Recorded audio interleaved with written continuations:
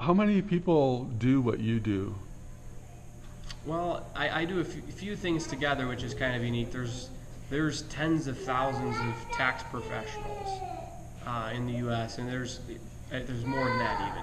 You've got large accounting firms, like the largest four accounting firms. A lot of them have over 100,000 accountants working there. Wow. So it's a very large field. I do what I do specifically is in a little bit of a niche because I work on the estate planning and the trust side as well, which is a little bit unique. But there's hundreds of thousands of professionals. And how many people in South Dakota? I heard that there's 200 people roughly in South Dakota that do a certain thing, and you're one of them. What exactly is that? I'm not sure. I know that my CPA certificate number is 3,260 something. So there's only 3,000 odd.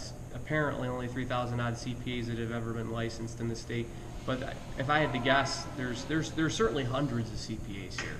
I happen to be part of a niche that do the trust stuff. And so, I heard that there was the way that this got started was some guy wrote an article about South Dakota Trust, and he put it in some trust magazine, and then all kinds of business started booming in South Dakota.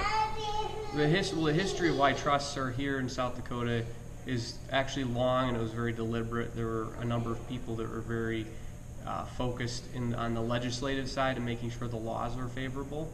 So it's been a process that the favorable law came first, and I think that dates back to the 80s. And then it's continued to be developed, and the business over the last 5 to 10 years has certainly more than doubled. So does that help rich people, or does it help South Dakota people, or does it help legislatures, or who does that help? Well, it helps bring jobs, particularly in the banking, trust world, accountants, professionals, attorneys. So it brings good jobs into the state, which then has a trickle-down effect, because if you bring in good, higher income, good jobs into the state, then those people are going to be buying things and spending money. And you had to get a master's degree, right?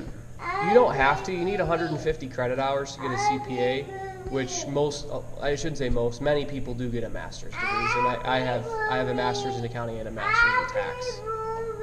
So, okay.